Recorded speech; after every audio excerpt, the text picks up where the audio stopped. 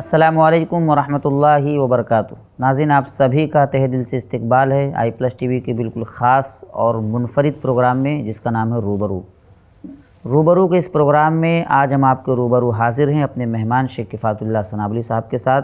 आइए हम सब मिलकर शेख का इस्तकबाल करते हैं और आज का जो सवाल है उसका जवाब जानने की कोशिश करते हैं। अस्सलामु अलैकुम रहमतुल्लाहि व बरकातुहू। वालेकुम सलाम व रहमतुल्लाह। शेख, आपका इस्तकबाल करते हैं, अल्हम्दुलिल्लाह आपने वक्त दिया।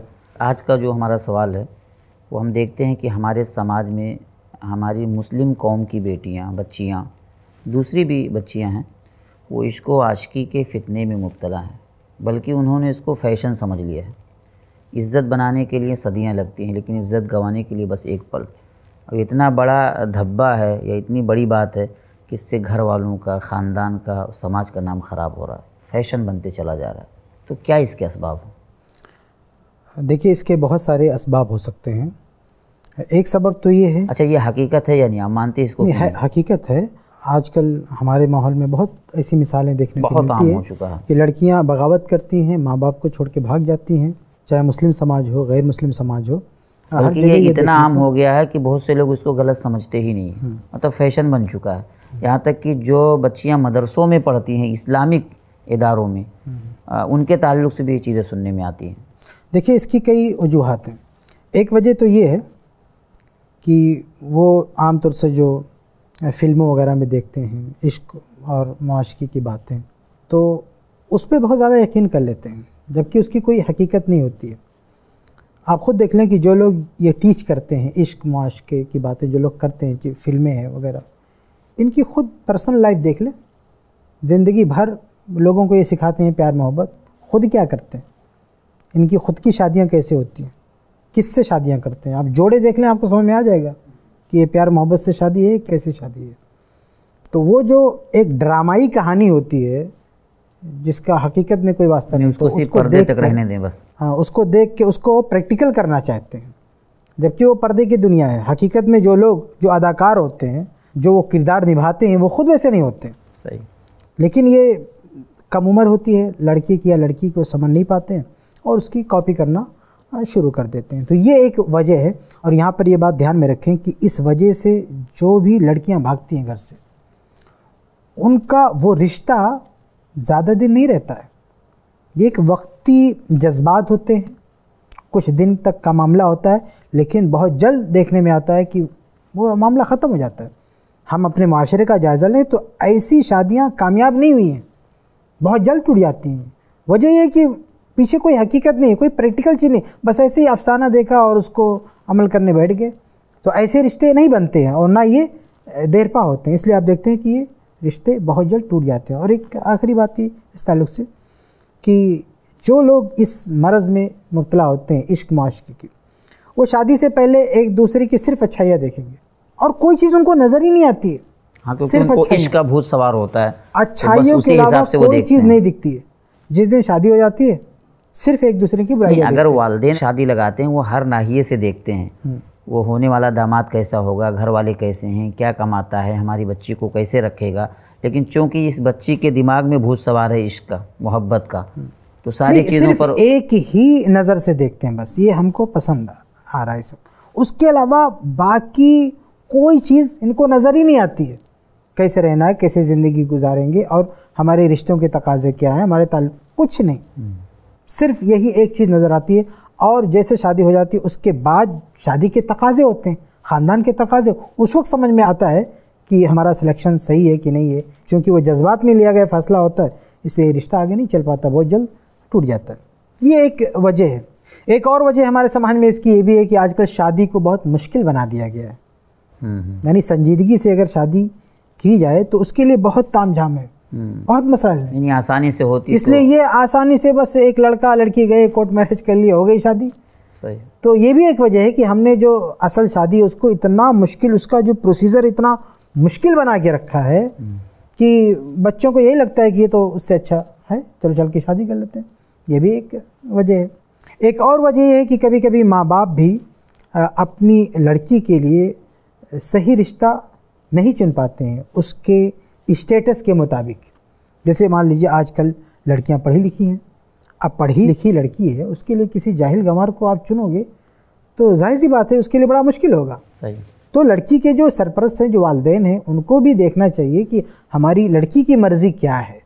आज हमारे समाज में होता ये है कि एक लड़की की शादी होती है तो उस लड़की के जितने रिश्तेदार हैं सबसे पूछा जाता है कि ये लड़का पसंद है कि नहीं। लड़की का बाप, लड़की की माँ, लड़की का भाई, लड़की की बहन, सब उसको पसंद करते हैं, लेकिन उस लड़की से कोई नहीं पूछता है तुमको पसंद है कि नहीं। तो ये भी एक वजह है ना। मतलब लड़की के हिसाब से अगर रिश्ता नहीं देखा जाएगा तो जाहिर है वो चूँकि ज़िंदगी उसको गुजारना है, उसको जिसके साथ रहना है वो भी थोड़ा देखना चाहेगी, इधर उधर देखेगी, कोई मिल जाएगा उसको। तो ये भी एक वजह है कि लड़की की मर्ज़ी को बिल्कुल नज़रअंदाज कर देना। इस्लाम ने तो बहुत सख्ती के साथ कहा है कि किसी भी लड़की की शादी उसकी इजाज़त के बगैर नहीं कर सकते। तो इजाज़त लेना ही नहीं, हमारा समाज इजाज़त ही नहीं लेता है। तो ये चीज़ कभी कभी वजह बन जाती है कि लड़की समझौता नहीं कर पाती है और वो फ़रार का रास्ता इख्तियार करती है। अच्छा शेख, आपको ऐसा नहीं लगता कि इसमें नाकिस तरबियत भी है और समाज का जो बिगड़ा हुआ माहौल है, मुआशरा है, उसका भी असर है इस पर? जी बिल्कुल, इसका बहुत बड़ा असर है कि वालिदैन की तरबियत भी नहीं होती है। इसकी एक वजह ये भी है कि बहुत सारे घरों में जैसे फादर, बाप काम करता है, माँ भी काम पे निकल जाती है, अब उस बच्चों की तरबियत कौन करेगा? सही। तो बच्चों को अपने वालिदैन की तरबियत नहीं मिल पाती है। कम से कम माँ की तो तरबियत मिलनी चाहिए, लेकिन माँ की भी तरबियत नहीं मिलती है। अच्छा, हम ये देखते हैं कि जब माहौल इतना ख़राब है तो हमको बचपन से ही तरबियत करनी चाहिए, उसको पर्दे में रखना चाहिए, उसी हिसाब से उसको लेकर चलना चाहिए। बिल्कुल। और हमारे यहाँ बिल्कुल छूट दी जाती है, खूब मेकअप कराया जाता है बचपन में, और लड़की जब जवान हो जाती है, जब वो बिगड़ने के चांसेस होते हैं तो वहाँ से कोशिश की जाती है। हालांकि अगर शुरू से कोशिश की जाए तो फिर ये मुँह शायद। और इसमें एक चीज़ और भी है, बच्चों के वालिदैन का रिश्ता आपस में कैसा है, माँ बाप का आपस में रिश्ता कैसा है। अगर किसी घर में माँ बाप हमेशा लड़ झगड़ रहे हैं, आपस में लड़ते हैं, बच्चों के सामने झगड़ते हैं, एक दूसरे को गाली गलौज देते हैं, तो फिर बच्चों पे बहुत बुरा असर पड़ता है। सही। तो उस घर से भी बच्चे भाग जाना पसंद करते हैं जल्द से जल्द, और फिर वो बच्चे भी आगे चल के अपनी ज़िंदगी सही से नहीं गुजार पाते हैं। तो वालिदैन को ख़ुद बाअखलाक होना चाहिए और फिर बच्चों की उसी ढंग से तरबियत करनी चाहिए। तो शेख, ये समाज पर बहुत बड़ा धब्बा है और बहुत गलत बात है, बहुत बड़ा फितना है, इसका हल क्या है? मतलब कैसे रोका जाए अपनी बच्चियों को इससे? देखिए, इसके जो भी असबाब हैं, सारे असबाब को ख़त्म किया जाए तो इंशाल्लाह ये सिलसिला रुक सकता है। इसमें सबसे पहली बात यह है कि लड़की का बाप, उसको अपनी ज़िम्मेदारी निभानी चाहिए। इसलिए देखिए, इस्लाम ने बाप को बहुत बड़ा ज़िम्मेदार बनाया है कि किस तरह से बच्ची की तरबियत करनी है, बल्कि शादी के मौके पर बतौर वली उसको जोड़ के रखा है। यानी बाप जब तक अलाउ नहीं करेगा बच्ची की शादी नहीं हो सकती है। शादी बच्ची की मर्ज़ी ही से होगी, ऐसा नहीं है कि मर्ज़ी बाप की चलेगी, बच्ची की मर्ज़ी ही शादी होगी, लेकिन बाप परमिशन देगा तब।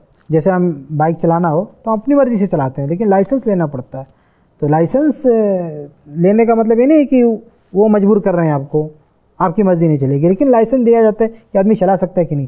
तो ऐसे बाप को बतौर वली रखा गया है कि बाप देखेगा कि ये लड़की जिसको चुन रही है इसके लायक है कि नहीं है, इसके साथ ये रह सकती है कि नहीं रह सकती है। तो बाप की सबसे पहली जिम्मेदारी बनती है कि वो लड़की को अपने मातहत रखे, अपनी निगरानी में रखे, अपनी तरबियत में रखे।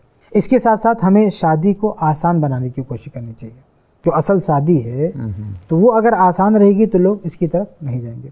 इसके साथ साथ बेहयाई और खुराफात जो हमारे यहाँ फहाशी आम होती जा रही, नंगापन, नाच का, ये सब चीज़ें ख़त्म हो जाना चाहिए, क्योंकि इन चीज़ों की वजह से भी बच्चों पे यही असर पड़ता है। जब फिल्मों में इन सब में यही सिखाया जाएगा तो बच्चे भी प्रैक्टिकल वही करने की कोशिश करेंगे। उसकी कबाहत, उसकी शनाअत बच्चियों के दिमाग में बिठानी चाहिए कि भाई ये बहुत बड़ा गुनाह है, बहुत गलत बात है, इससे दुनिया भी ख़राब होगी और आखिरत भी ख़राब होगी। तो कबाहत अगर दिल में होगी इंशाल्लाह तो उससे भी बच्चे दूर रहेंगे, और बचपन से ये कबाहत और इसकी शनाअत होगी वो बच्चों के दिल में होनी चाहिए। और एक बहुत अहम चीज़ ये है कि इस्लाम ने देखिए एक चीज़ की बड़ी ताकीद की है, वो है सिला रहमी की।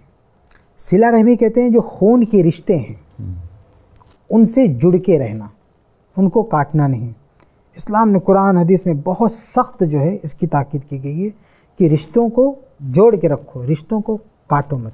तो बच्चों को ये भी बताने की ज़रूरत है कि तुम्हारा माँ बाप से जो रिश्ता है वो खून का रिश्ता है, और अगर बच्चे शादी करने जा रहे हैं वो भी एक रिश्ता है, लेकिन वो खून का रिश्ता नहीं है। अब उस रिश्ते के लिए कोई ऐसा कदम आप उठाएं कि सारे खूनी रिश्ते आपसे अलग हो जाएं, सही, और आप अकेले तनहा रह जाएं, अलग हो ही रहा है। बहुत बड़ा लॉस है, बहुत बड़ा खसारा है आपके लिए। सही, ये बहुत बड़ा खसारा है कि आपके सारे खूनी रिश्ते आपसे अलग हो जाते हैं, और वो रिश्ता जिसका कोई ठिकाना भी नहीं कि चलेगा कि नहीं चलेगा, परमानेंट नहीं होता वो। जबकि माँ बाप के रिश्ते, भाई बहन के रिश्ते ये परमानेंट होते हैं, ये रिश्ते कभी ख़त्म नहीं हो सकते। तो ये भी बताने की ज़रूरत है कि रिश्तों के जो तकाज़े हैं उनको भी समझें, उनको पूरा करें। जी जज़ाकल्लाह खैर शेख, बहुत बहुत शुक्रिया। नाज़रीन, देखा आपने इस मौजू के हवाले से शेख ने कई अहम और मुफीद बातें हमारे सामने रखी। हम शेख के शुक्रगुज़ार हैं और आप सब के भी शुक्रगुज़ार हैं कि आप मुसलसल हमसे जुड़े हैं, हमको देख रहे हैं, सुन रहे हैं। हम उम्मीद करते हैं इंशाअल्लाह ये प्रोग्राम आपको बेहद पसंद आ रहा होगा और इसी तरह आप हमसे मुसलसल जुड़े रहेंगे।